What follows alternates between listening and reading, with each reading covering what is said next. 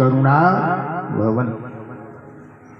ध्रुव जी जब ये भाव लेकर खड़े हुए तो भगवान की दृष्टि गई, बालक मुझे पाना चाहता। नारद जी पास में विराजे थे, सो भगवान ने नारद जी से कहा कि देखो ना, ये बालक मुझे पाना चाहता। बालक जाओ, डरा कर बहका कर बालक को उसके घर भेज दो। उसकी माँ भी रो रही है बहुत, उसके भेज दो।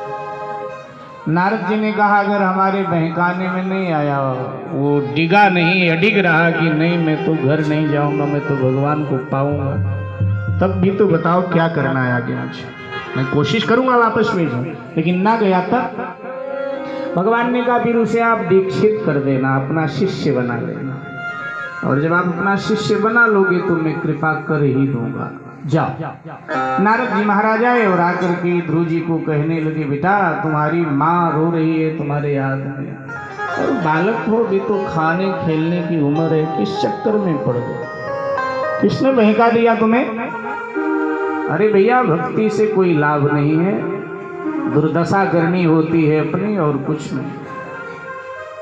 मैंने भक्ति की आलोचना नारद जी करने लगे, जिससे बालक चला जाए और कोई अभिप्राय नहीं। नारद जी तो भक्ति के प्रचारक हैं, लेकिन यहाँ आलोचना करने लगे जिससे बालक अपनी माँ के पास चला जाए। बालक ध्रुव जी ने कहा महाराज ये ज्यादा मैं सुनना नहीं चाहता हूँ जो आप बोल रहे हो, पहले ये बताओ हो कौन आप? बिना बुलाए अचानक आ गए, कौन? तो कहने लगे हमको नहीं जानते। ध्रुव जी ने कहा नहीं। तो नारद जी ने कहा मैं नारद हूं, देवर्षि नारद कहते हैं। बोले नारद तो तुम नहीं हो सकते, असली नारद तो हो नहीं सकते हो, तुम कोई नकली नारद हो। वो कैसे? ध्रुव जी ने कहा हमने सुना है। ध्रुव जी ने कहा हमारी माँ बताया करती थी कि असली नारद जी सबको भगवान के भजन में लगाते थे, और तुम कहते हो मैं नारद हूं और मुझे भगवान के भजन से हटा रहे हो। इससे पक्का हो गया तुम नारद नहीं कोई और हो, तो भजन में लगाते हैं। अच्छा नारद जी सचमुच में सबको भजन में लगाते हैं।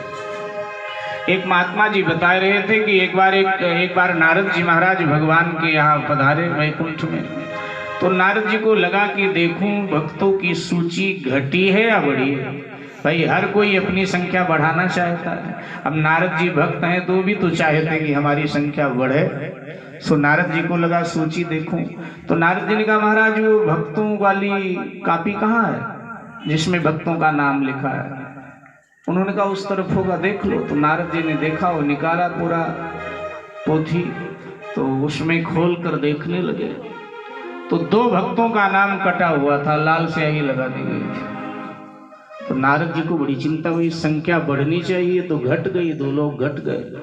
कारण क्या है? जरूर उन्होंने भजन करना छोड़ दिया तो भगवान ने नाम काट दिया। भाई विद्यार्थी विद्यालय में जब ज्यादा दिन नहीं जाता है तो उसका नाम काट दिया जाता है कि ये विद्यार्थी रहा नहीं, नाम काट दिया, तो ये भक्त रहा नहीं। नारद जी ने सोचा कि चलो चल के पता करता हूँ कि भाई ऐसी क्या बात हुई कि भजन बंद हो गया दोनों का। अच्छा वो दोनों पति पत्नी थे, जब कुंवारे थे तब सब अपने अपने घर में भजन करते थे, विवाह दोनों का हो गया तो परस्पर इतनी प्रीति की भगवान को भूल गए। परस्पर पति पत्नी में प्रीति तो होनी चाहिए, लेकिन भगवान को भूल जाए ठीक नहीं, भगवान को भूल गए, और जब भगवान का भजन बंद हो गया नाम कट गया। तो नारद जी आए, वो सेठ सेठानी थे लेकिन यहाँ के नहीं थे, पश्चिम बिहार के तो बिल्कुल नहीं थे। यहाँ के सेठ सेठानी तो भक्त हैं, सब भगवान के। भक्त ना होते तो इतनी भीड़ थोड़ा होती, इतनी भीड़ है भागवत में। इसका मतलब यहाँ सब भक्त हैं, ताली बजाए दो, अकेले बाबा जी बजा रहे, बजाओ, और पीछे वाले भी बजा मैं। हाँ तो यहाँ तो सब भक्त हैं, वो कहीं और पंजाबी बात के रहे होंगे। यहाँ कोई पंजाबी बात बैठा तो नहीं? हाँ अच्छा चलो अब पता चलेगा, फिर कुछ और बोलूंगा। जय जय श्री राधे, जय जय श्री राधे, जय जय श्री राधे। तो कहीं और के रहे होंगे। मैं निवेदन कर रहा था कि वो सेठ सेठानी थे, पति पत्नी थे। नारद जी श्रीमन नारायण नारायण करते हुए पहले तो गए सेठ जी के घर सेठानी जी मिली, हम पहचानती थी वही नारद जी का ही जमाना था। बाबा बाबा आप बड़े दिन बाद है, आओ आओ आओ, बैठो बैठो बैठो। भीतर ले गई, मिठाया जलपान कराया।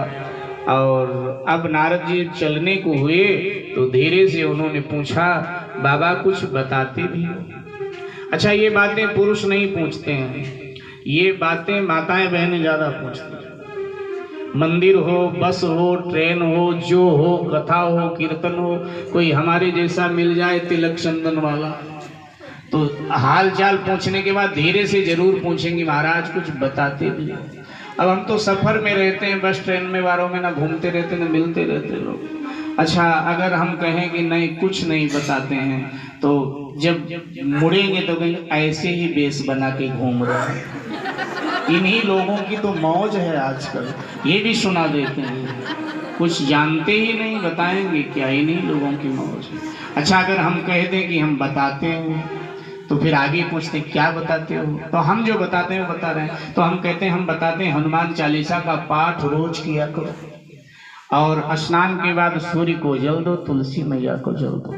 ज्यादा समय तो आगे बढ़ा सकते हो, नहीं इतना कर लिया करो, तुलसी को जल दो, सूर्य को जल दो, शिव जी को जल चढ़ाओ, हनुमान चालीसा का। ये तो हम जानते हैं, इसमें कौन सी नई बात आपने। अच्छा, हाथ नहीं देखते? मैंने कहा हाथ देखना तो नहीं आता, तो अक्सर पूछ लेते हैं। तो पूछा कि बाबा कुछ बताते हो? नारद जी ने कहा हाँ बता। नारद जी तो बता सकते हैं, ब्रह्मा जी के पुत्र हैं नारद जी, इतने बड़े ऋषि, वो तो सब जानते हैं, वो तो त्रिकालज्ञदर्शी हैं। नारद जी ने कहा हाँ बताता हूँ। तो कहा हमारे पतिदेव कहते हैं कि गत जन्म में भी हम दोनों पति पत्नी थे, तभी तो इस जन्म में इतना प्रेम है। तो बाबा क्या पिछले जन्म में भी हमारे यही पति थे?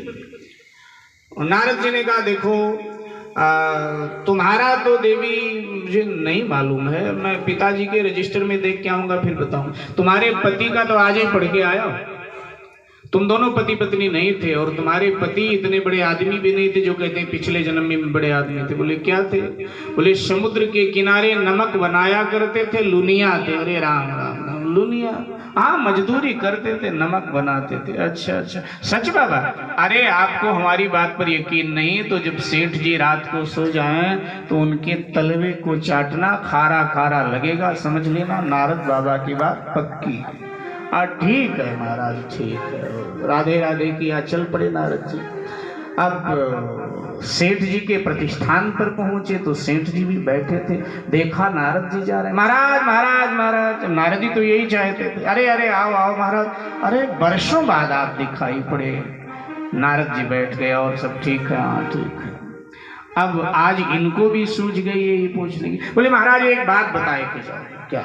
हम पति पत्नी पिछले जन्म में क्या थे ये महाराज बताए कि जो, आप तो सब जानते हो। तो नारद जी ने कहा देखो आपका तो मुझे नहीं मालूम है, मुझे पढ़ के आना पड़ेगा, फिर जब अगली बार आऊंगा ना आपका बताऊंगा। आपके पत्नी का मुझे मालूम है क्या थी गत जन्म में, क्या थी? बोले देखो बुरा मत मानना। बोले नहीं, साधु की बात कौन बुरा मानेगा, महाराज बताओ। बोले आपकी पत्नी ना गत जन्म में कुतिया थी। अरे राम राम राम, कुतिया की होनी थी? हाँ हाँ। महाराज ये कैसे मान लें? बोले देखो घर घर जूठे बर्तन चाटा करती थी, आदत उसकी पड़ी हुई है। जब तुम रात को सो जाते हो तुम्हारा पांव चाटती है, अगर यकीन नहीं तो जाग करके देखो। अच्छा ठीक है महाराज। बोले मैं लौटूंगा तो बताना हमारी बात कितनी खरी है। बोले ठीक है महाराज। अब नारद जी तो चले गए, अब वो घर गए और उन्होंने भोजन वोजन किया। सेठानी से बोले जगाना नहीं, मैं बहुत नींद आ रही, बहुत थका हूँ, आज मैं सोऊंगा। ठीक है जाओ, वो भी चाहती थी सो जाए जल्दी। अब सोने लगे, सो तो रहे नहीं थे, सोने का नाटक कर रहे थे, खराटे लेने लगे। इधर साहब सेठानी ने भोजन खुद किया, बच्चों को कराया, सुलाया, रसोई का काम निपटाया। अब वो गई, और गई तो एक दो बार जगाया, सो गए क्या, सो गए क्या। लेकिन अब जागने, सोने वाला तो जाग जाता है, लेकिन जागने वाला कभी नहीं जागता हिलाने डुलाने से। तो ये तो साथ जाग ही रहा था, और नाक बजाए तो सोचा कि ये ज्यादा ही थके हुए सो रहे हैं। चलो नारद जी ने कहा देखो तो। अब जैसे जीभ से चाटने लगी पाँव, तो एकदम सेठ जी उठ के बैठे और बोले हमको पता है गत जन्म में तू क्या थी। उसने कहा क्या थी मैं? बोले हमको पता है तू गत जन्म में कुतिया थी। अब कोई पति अपनी पत्नी को ये शब्द बोले, आप समझ सकते हो घर में क्या हंगामा होगा। जो एकदम झगड़ा प्रारंभ, बच्चे अरे मम्मी अरे पापा इधर हटो उधर हटो, जैसे तैसे शांत किया, दोनों एक दूसरे से नाराज हो गए।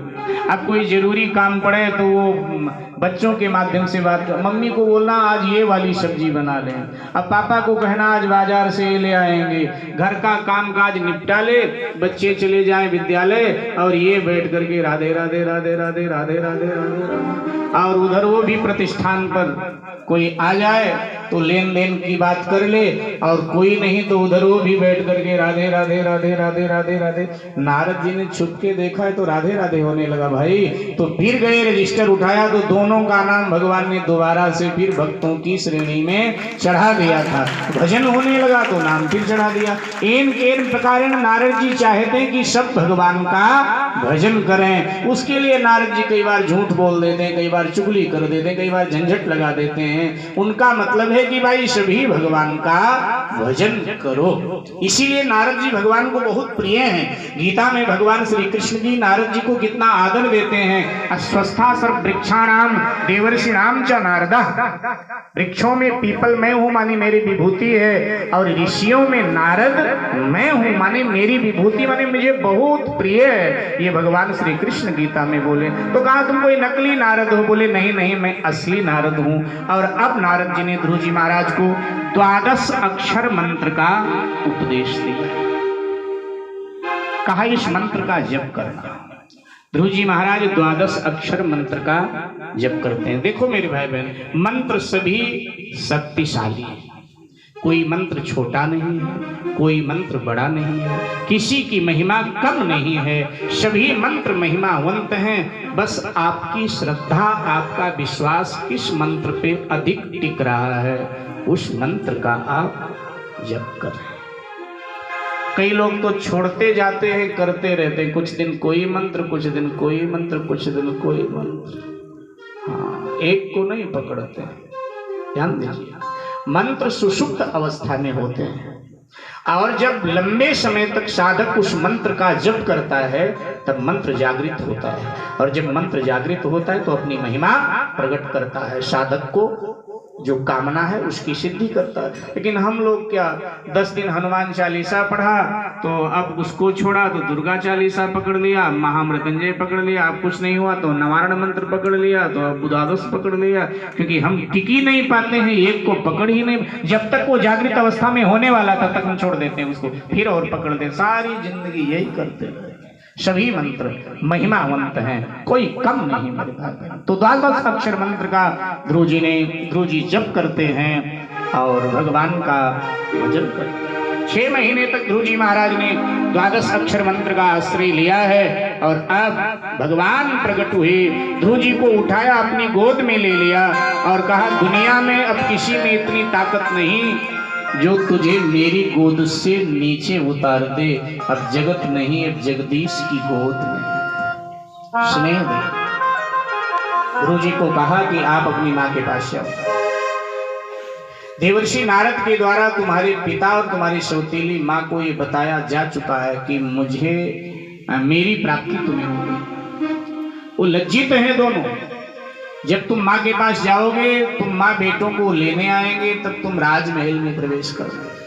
कालांतर में तुम्हें वो अपना वारिस बनाएंगे, तब तुम राज्य स्वीकार करना, विवाह करना, संतान उत्पन्न करना, और जब तुम्हारी आयु पूर्ण होगी तब मैं तुम्हें अपने धाम में बुलाकर दिव्य स्थान प्रदान करूंगा। ध्रुव जी ने कहा महाराज आपकी प्राप्ति में ये राज्य पद आदि बाधक नहीं। बोले राज्य, राजा बनना कोई बुरा नहीं, राजा बने का अहंकार हृदय में रखना ये बुरा है, वो बाधक।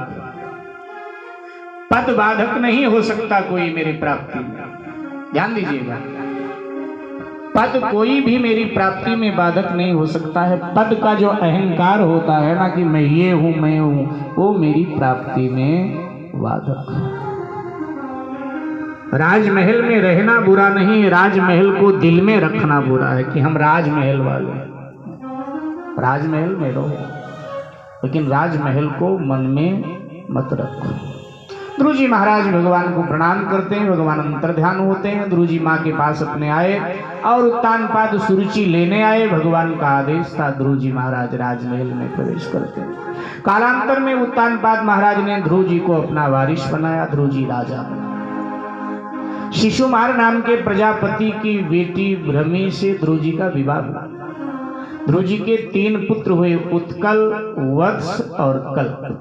ध्रुव जी महाराज ने धर्म से 36,000 वर्ष तक संसार पर शासन किया। उस समय आयु लंबी होती थी लोगों की, तो 36,000 वर्ष तक ध्रुव जी ने संसार पर शासन किया। अब ध्रुव जी की वृद्धावस्था आ गई, तो उन्होंने उत्कल को राजा बना दिया और स्वयं बद्रिका आश्रम में पधारे। बोलो बद्री विशाल भगवान।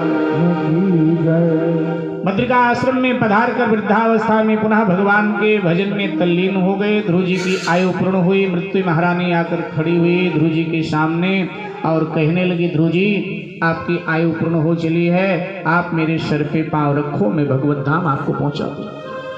ध्रुव जी ने कहा, देवी आप ही मेरे सर पे पांव रखकर मेरे प्राणों को ले चलिए, क्योंकि आप ही तो दुनिया के सर पे पांव रखकर उनके प्राण ले जाती हैं। मृत्यु महारानी ने कहा, दुनिया के सर पे पांव रख सकती हूँ आपके लिए। क्यों? ध्रुव जी ने कहा, जो भगवान का भक्त होता है उसका पांव मैं अपने सर पे रखवा करके गौरवान्वित होती हूँ। मैं कभी उसके सर पे पांव रख नहीं सकती। अगर मैं गलती से उसके सर पे पांव रख दूं तो भगवान के द्वारा मैं दंडित की जाऊंगी। भगवान के भक्त का पांव तो मैं अपने सर पे रखवाती हूँ। तो आप तो प्रभु के भक्त हैं, आप मेरे सर पे पांव रखिए। और तब ध्रुव जी ने मृत्यु महारानी के सर पे पांव रखा और मृत्यु महारानी ने ध्रुव जी को वैकुंठ के द्वार पर पहुंचा। भगवान बाहर निकले, भगवान ने दौड़कर ध्रुव जी का स्वागत किया। वैकुंठ में शोर हुआ, ध्रुव जी आ गए, ध्रुव जी आ गए, ध्रुव जी आ गए। भक्त की महिमा भगवान अपने से भी अधिक बढ़ा देते। भगवान ने दौड़कर ध्रुव जी का स्वागत किया और अपने से भी ऊंचा स्थान वैकुंठ के द्वार पर ध्रुव जी को दिया। ध्रुव जी जहां आज भी अचल विराजित हैं, आज भी ध्रुव जी वहां देखे जा सकते हैं, दर्शन किए जा सकते हैं ध्रुव जी का। दिल्ली में तो नहीं देख पाओगे ध्रुव जी को, क्योंकि यहाँ तो हमेशा प्रदूषण रहता है। हाँ, मार्च अप्रैल का महीना हो अथवा तो वर्षा के बाद अश्विनी मास हो, कार्तिक मास हो, आकाश उस समय स्वच्छ रहते हैं। और आप कहीं दूर दराज देहात में हो और जब आप उत्तर दिशा में देखेंगे तो ध्रुव जी चमक रहे होते हैं, 7 नक्षत्र उनकी परिक्रमा कर रहे होते हैं। बाकी नक्षत्रों की स्थिति अंतरिक्ष में बदलती रहती है। सायंकाल आप देखेंगे 8-9 बजे तो कहीं और होते हैं, भोर के 4 बजे देखोगे कहीं और होते हैं। लेकिन ध्रुव जी जहां आपको सायंकाल 8-9 बजे दिखेंगे वहीं आपको भोर के 4 बजे भी दिखेंगे, क्योंकि उनका स्थान, उनका आसन अचल है, वहीं विराजित है। आज भी उनका दर्शन आप कर सकते हैं ध्रुव जी महाराज का। तो ध्रुव जी महाराज ने वैकुंठ की प्राप्ति किया। सुखदेव जी महाराज परीक्षित से कहते हैं कि राजन, अब प्रियव्रत की वंशावली कहते हैं। प्रियव्रत की कथा तो मैंने कह दिया था, प्रियव्रत की वंशावली कहते हैं, उत्तानपाद की कह दिया। प्रियव्रत की वंशावली कहते हैं। प्रियव्रत के जो पुत्र हैं उनका नाम है अग्नीद, और अग्नीद के जो पुत्र हैं उनका नाम है नाभि, और नाभि महाराज की जो पत्नी है उनका नाम है मरुदेवी। नाभि नरेश भी बड़े धर्मात्मा थे और मरुदेवी भी बहुत धर्मात्मा थी। राजा रानी दोनों धर्मात्मा थे, पति पत्नी। वैसे मिलता कम है ऐसा योग। पति की गति अगर धर्म की ओर होती है तो कई बार देखा जाता है पत्नी की गति जगत की ओर होती है। कई बार पति की गति जगत की ओर होती है, पत्नी की गति जगदीश की ओर होती है। लेकिन यहाँ दोनों राजा रानी भगवान के भक्त थे। इनके गर्भ का माध्यम लेकर के भगवान एक अंश से इनके यहाँ ऋषभ देव के रूप में अवतार लेते हैं। बोलो ऋषभ देव भगवान। ऋषभ देव जी महाराज बहुत महिमा मंडित थे। हमारे वैदिक सनातन धर्म में 24 अवतारों में से ऋषभ देव जी एक हैं। और जैन धर्म में ऋषभदेव जी प्रथम तीर्थंकर हैं। कोई जैनी यहाँ बैठे होंगे तो उन्हें मालूम होगा। धन्यवाद बहन जी। ऋषभदेव जी महाराज प्रथम तीर्थंकर हैं जैन धर्म में। जैन धर्म का प्रादुर्भाव ऋषभदेव जी के द्वारा माना जाता है। तो ऋषभदेव जी दोनों जगह वंदनीय हैं, दोनों जगह पूजनीय हैं। एक बार जय जयकार करेंगे, बोले ऋषभदेव भगवान। ऋषभदेव जी को इंद्र की पुत्री जयंती ब्याही है। जो देवराज इंद्र हैं उनके पुत्र जयंत हैं, उनकी पुत्री जयंती है। सो जयंती देवराज इंद्र को, जयंती देवराज इंद्र की पुत्री है और जयंती महाराज ऋषभदेव जी को ब्याही है। उनकी पत्नी जयंती मार्कंडेय पुराण के अंतर्गत आती है दुर्गा सप्तशती, मार्कंडेय पुराण के अंतर्गत। और दुर्गा सप्तशती में दिव्या कवच, अर्गला स्त्रोत, कीलक स्त्रोत। तो उनमें जो अर्गला स्त्रोत है, अर्गला स्त्रोत में एक मंत्र आता है, बड़ा प्रसिद्ध है, आप सबको याद होगा। ओम जयंती मंगला काली भद्रकाली कपालिनी दुर्गा क्षमा शिवा धात्री स्वाहा स्वधा नमोस्तुते। इनमें पुराणकार ने 11 देवियों का स्मरण एक साथ किया है। इस मंत्र में 11 देवियों को एक साथ याद किया गया है। उनमें पहला स्थान पुराणकार ने जयंती को दिया। ये वही जयंती है जो इंद्र की पुत्री हैं और ऋषभदेव जी महाराज की पत्नी है। 11 देवियां हैं, गिनिए। ओम जयंती मंगला काली भद्रकाली कपालिनी दुर्गा क्षमा शिवा धात्री स्वाहा स्वधा। 11 हो गए। नमोस्तुते 11 देवियों का स्मरण किया। तो यही जयंती है। तो जयंती के माध्यम से ऋषभदेव जी भगवान ने 100 पुत्र उत्पन्न किए। अब वो सृष्टि उत्पत्ति का समय था, इसलिए उसमें आश्चर्य में पड़ने वाली कोई बात नहीं। 100 पुत्र उत्पन्न। 2001 में पंजाब केसरी न्यूज में आया था कि सहारनपुर में, उस मुसलमान का नाम भी था, मैं भूल गया, कि सहारनपुर में एक मुसलमान है, 3 बेबियां हैं, 100 बेटे। लो, ये तो कलयुग की घटना है। 100 बेटे। और जो हम करें तो सतयुग की घटना। हाँ, कोई बहन जी बोल रही कि आया था, उन्होंने भी पढ़ा होगा। 100 बेटे। अच्छा, उनके यहाँ तो ये कहा भी जाता है कि जनसंख्या बढ़ाओ। जब हम ज्यादा हो जाएंगे, जहां वो ज्यादा हो गए वहां हमें आंखें दिखाने लगे। भारत में ही जहां ज्यादा है ना, वहां आंखें दिखाते हैं। भेंट द्वारिका को कहते हैं भेंट शरीफ है। लो, और क्या चाहिए। जबकि सुप्रीम कोर्ट ने तगड़ी फटकार लगाई कि द्वारिका कृष्ण की है, तुम्हारी कहां से। ऐसा ही होगा। हम गफलत में रहेंगे तो यही तो होगा। और हम कौन सा गफलत से बाज आते हैं। हम यही लुटे पिटे, न जाने क्या क्या दुर्दशा हमारी, फिर भी हम संभलने का नाम कहाँ लेते हैं। नहीं, ऐसी कुंभकर्णी निद्रा में हम सोए हैं कि हमको कोई जगाता है तो भी करवट बदल करके इसके बाद फिर सो जाते हैं। तो यही हाल होगा। बुरा लगे किसी को तो क्षमा कीजिएगा, यही हाल। हम सुधरने का नाम नहीं लेते। वहां धर्म के नाम पर सब एक साथ हैं, यहाँ धर्म के नाम पर भी हम राजनीति करते हैं। यहाँ धर्म के नाम पर भी हम राजनीति करते हैं, वहां धर्म के नाम पर सब एक है। राजनीतिक रूप से कोई बटा रहे कोई बात नहीं, सबकी विचारधारा है अलग अलग। लेकिन जब धर्म की बात आए, हम किसी भी दल से हों, लेकिन जब धर्म की बात आए तो हम एक साथ खड़े हो जाएं कि भाई हम किसी भी दल से हैं, लेकिन हैं हम वैदिक सनातनी, हम हिंदू हैं। इस नाते हम एक साथ खड़े, एक साथ। तो मैं आपसे निवेदन कर रहा था,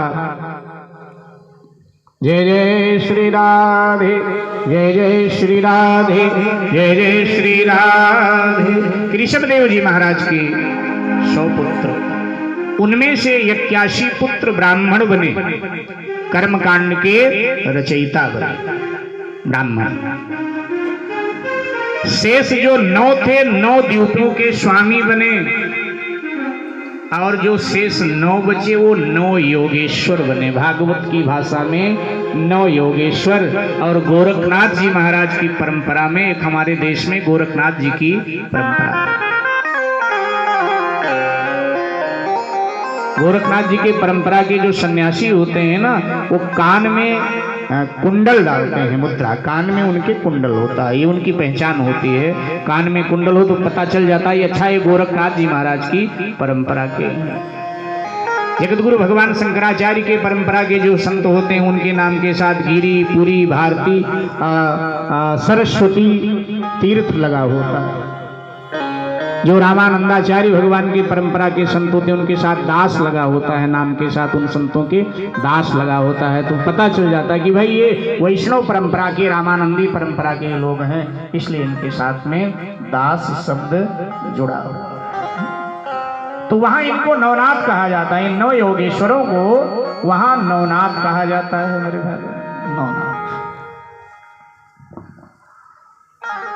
लंबी परंपरा।